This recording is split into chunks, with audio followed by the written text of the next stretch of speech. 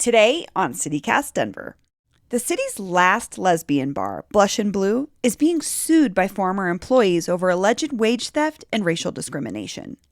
So, what does this mean for the larger queer community when these spaces are so rare? Producer Alexandra McMahon spoke to one of the former employees suing the bar. Today is Thursday, December 2nd, 2021. I'm Bree Davies, and this is CityCast Denver.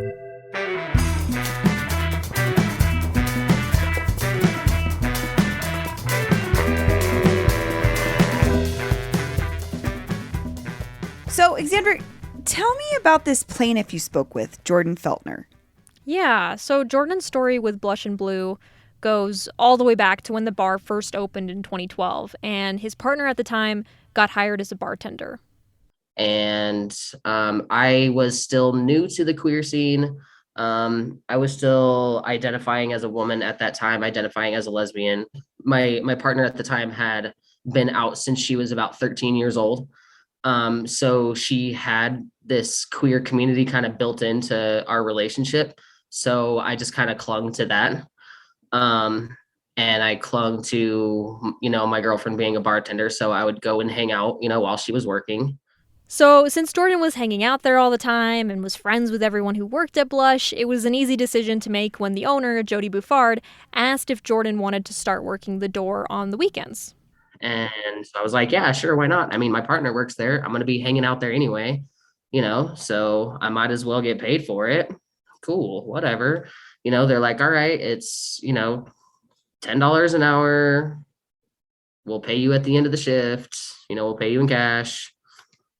All you got to do is just check IDs. These are the things you look for. And then that's pretty much how it all started. It sounds like things started out okay, but obviously that changed because now there's this lawsuit. Can you walk me through the claims of that case?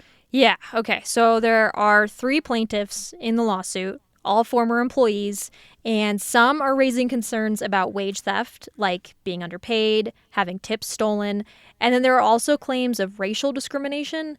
One of the plaintiffs, Jessica Savage, says she was treated differently because of her race. And the lawsuit actually goes into quite a bit of detail of what that looked like. So, for example, Jessica claims that her work performance was more heavily scrutinized than her white colleagues. She also apparently wasn't given the same luxuries as other employees, like getting to work on nights that were super busy or playing her own music during her shift because Jody, the owner, said she didn't like quote-unquote urban music. And the suit details other problematic comments that allegedly were made. Like in one instance, Jody told Jessica that she had quote-unquote jungle fever. And then the suit also claims that if Jessica tried to stand up for herself or called Jody out on these things, the owner would say, quote, "You're playing the race card." Oh. Yeah, I know. Cringe. Not great. So can you tell me more, too, about the claims of wage theft? One of the big claims in the lawsuit is that apparently Blush and Blu was not paying minimum wage for some employees. And if that's true, that's a big problem. And then with the tips, Blush and Blu typically did a tip pool for servers. But the plaintiffs say that the owner, Jody, would take a share of the tip pool, and that is not supposed to happen. And a tip pool is like if you work at a restaurant or a bar, everybody working combines their tips on a shift or a day, and then it gets distributed evenly among all of the workers. Right. So managers and owners are not supposed to participate in tip pools. This is kind of general practice. And then the other thing that really had my eyebrows going up when I was reading this lawsuit was this claim that Jody filed incorrect tax documents for Jordan Feltner, who you heard earlier. Apparently a W-2 was filed that claimed to have paid Jordan way less than he was actually paid that year. So potentially some tax fraud going on here too. Oh boy. It sounds like allegedly a pretty awful work environment. But I'm also thinking about the fact that Blush and Blu is one of the last lesbian bars in the country, and that title holds cachet and importance. So what does this all mean for the larger queer community here in Denver? Well, one thing that really struck me as the heart of this issue is that these former employees are calling attention to the vulnerability that comes with these places. Like, there's a part in the lawsuit that says Jody, the owner, quote, willfully weaponized the so-called safe space and the family at Blush and Blue to create a culture of obligation where workers were required to accept mistreatment and brazen underpayment as a service to the bar and broader queer community. So, yeah, this is a case of wage theft and racial discrimination, but it's also a case of what happens when power dynamics are at play in a vulnerable, marginalized community. And that's really what I wanted to talk to this plaintiff, Jordan Feltner, about. Jordan, I think I just really want to start by acknowledging this really hard fact that you're suing people who were your friends. That's a really tough thing to do. Yeah, absolutely. It's like I've kind of been using this analogy that it's like going through a breakup. I mean, I was in this relationship with this space, with these people, this group of people. I was in a relationship for 7 years of my life, like, and it's exactly like going through a hard breakup. Like, it's been very rough. It feels almost like getting a piece of you taken away from you, but you're doing it willingly, like ripping out your own heart. So you've been involved in some capacity, since the beginning. I'm wondering, when did things start to change, or like when did things start to feel a little bit off? There's no real specific, like, this is the exact moment where I could tell things were not great. I've had pretty much the same job for the better part of going on 18 years now. So this was just kind of like a side gig for me, So the fact that the pay wasn't where it was supposed to be didn't really matter that much to me, because it didn't affect me much, because it was just play money. It was fun money, Like, I mean, I questioned it, sure, but the community around me that I built meant so much more to me. Yeah. And I lost a lot of that community when everything happened. Oh. So in the lawsuit, it specifically talks about this quote unquote culture of obligation at Blush and Blue. Can you tell me a little bit more about what that looked like? If I was in the bar, not on the clock, on a day off or whatever, I would be expected to work for the bar. We kind of made it a joke, and it's not really that funny anymore, but we always said, once you work at Blush, you always work at Blush. We could have people that hadn't worked there in 5 or 6 years. If they walked in that bar and you were behind the bar and I said, hey, I need to go out for a quick smoke break, can you watch the bar for me? They would. Or, I'm super slammed right now, would you mind taking out their trash? Or, can you go get me a bucket of ice? Can you go run downstairs and get me 2 6-packs of beer? And also, it's like, oh, well, you work here, why won't you just do it? You work here, where everything is, where the ice machine is, where the beer is, you can see that I'm busy, can you just help me out, please? Like, and I get it. I did the same thing. Like, if I was busy, I'd be like, hey, can you grab me a bucket of ice real quick? Like, I did the same thing. I'm not innocent of it either. But when it's a culture, that's just established, it's easy to play into. Yeah. Absolutely. Yeah. I was going to ask, like, what would happen if you did kind of put your foot down and say, like, no, I'm not working here? I don't know. Yeah. Because it just didn't happen very often. Exactly. I mean, maybe getting my shifts taken. I don't know. Maybe, getting less than desirable shifts or anything like that. I honestly don't know what would happen, because I never had to experience the fallout of that, because I never put my foot down long enough to experience it. Yeah, that makes sense. So when this lawsuit was announced, I just sent a tweet out about the news. And I was surprised my replies to that tweet just started filling up with people in the queer community who were not shocked by the news and said, like, this has been a problem for a long time at Blush and Blue, especially for people of color and for trans folks, and just not feeling comfortable there. So I'm just curious to like know what your thoughts are. Like, do you agree this has been kind of like an open secret in Denver's queer community that Blush and Blue is can be problematic? I believe so. So the other two plaintiffs in the case are, very, very close friends of mine. And we would often, hang out outside of Blush, outside of work hours. We'd get together on our own time. And we would, talk about, our experiences that we've heard from other people, telling us it was problematic and everything. I think the biggest shock was that it was finally happening. Because, there's plenty of us that experienced it and, we'll vocalize it to, our friends and their friends and their friends and their friends and their friends. But to stand up the way that we're standing up has never been done before.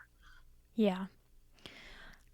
This might be a hard question to answer, but what do you think the root problem here is? Like, I'm just wondering, like, do you think it's, Money. this is money? 100%. Okay. Tell me more about that. I think it's money. Also status, especially being, an owner of Denver's only lesbian bar. Like, that's a status symbol, and honestly, I don't, and this is really hard for me to like comprehend. I don't know if she actually realizes what she was doing is wrong. Like, the way it was justified to us as far as our pay structure was that she was doing us a favor by paying us the way that she did. And we were supposed to be grateful for that. And as young queers that didn't have a whole lot other than community, and that was the place for community, that's kind of what the whole weaponizing the safe space is. Because any person that I know, most people that I know, that has spoken out, they do not frequent Blush anymore. And not that they're not necessarily not welcome back by any means, but they actively choose to not go back and perpetuate because they know that it's still happening. What are you hoping people take away from your story, this lawsuit? Like, what are you hoping people learn from this? I hope that people learn that being Denver's only lesbian bar doesn't give you license to treat other people the way that we were treated. It doesn't give you the right to underpay. We're already a marginalized community, and to have that happen within our community from our own community, like, it's not right. We already face, pay discrimination all across the board, and we need to be held accountable. We all need to do better. I'm not saying just Blush and Blue is the only one, doing this. I don't know what the other 17 gay bars in Denver are doing. I don't know how everyone is doing, but I really, really hope that everyone takes away that, like, we need to do better as a community for our own community. We cannot expect the cis heteronormative community to treat us the same way if we can't even do that to ourselves. Because Blush is, the only experience that I have. I want Jody to be held accountable. That's all I want. I just want her to be held accountable. It wasn't all terrible. It wasn't all bad. I mean, I have the address of the bar tattooed on my arm. Oh, really? Yeah, me and Jessica Savage, we got the tattoo of the address. Like, I mean, obviously you're not Oh, gonna be able yeah. to like show it, but like Oh, that's cool. 1526 separated by a suicide survivor semicolon. Like I made some of my best friends there, you know. I I repainted that bar so many times. It was home for me. Like we had Thanksgivings there. That place held so much for us and we lost it. And this past year and a half, it's more about realizing that we didn't lose the true community that we built. We lost four walls, Yeah. but the real community stayed. And like it's like this is not easy. This is not fun. This isn't we're not trying to get rid of Denver's only lesbian bar. We're trying to make it better for all of us.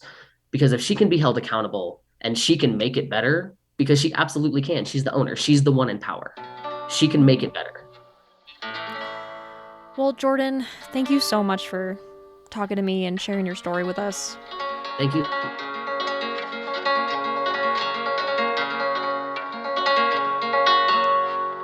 Exandra reached out to Blush and Blue for an interview with Jody Bouffard, and her representative sent us a statement calling the allegations, quote, shocking and untrue. It went on to say, quote, Bouffard has never intentionally belittled anyone in the manner described or otherwise, nor withheld rightfully earned pay. This filing is an unfortunate retaliation against Bouffard and Blush and Blue for unrelated staffing decisions and does not accurately represent the work environment at Blush and Blue. We'll post the full statement in our show notes, as well as a link to the lawsuit where you can find more details regarding the claims. And here's what else is happening in Denver today. Denver lost an important artist and elder of the Chicano community recently, when muralist Stevan Lucero passed away. As co-founder of CHOC, the Chicano Humanities and Arts Council, Stevan's work transcended his murals, as CHOC became not just a gallery, but a vehicle for equity and recognition in a very white art world, a world that often wouldn't show Chicano artists' work at all. Most recently, Stevan's work, a collaboration with Denver poet and artist Molina Speaks, can be seen at Meow Wolf's Convergence Station. You can step inside Stevan's fluid and colorful dreamscape in his piece, The Indigenous Lounge, where the muralist Chicano futurism comes to life. Denver is a richer, more vibrant place thanks to Stevan's work. He will be missed. That's all for today here on CityCast Denver. If you enjoyed the show, why not take a minute to tell a friend about us, rate the show wherever you get your podcasts, and subscribe to our morning newsletter. We'll be back tomorrow morning with more news from around the city. Bye-bye!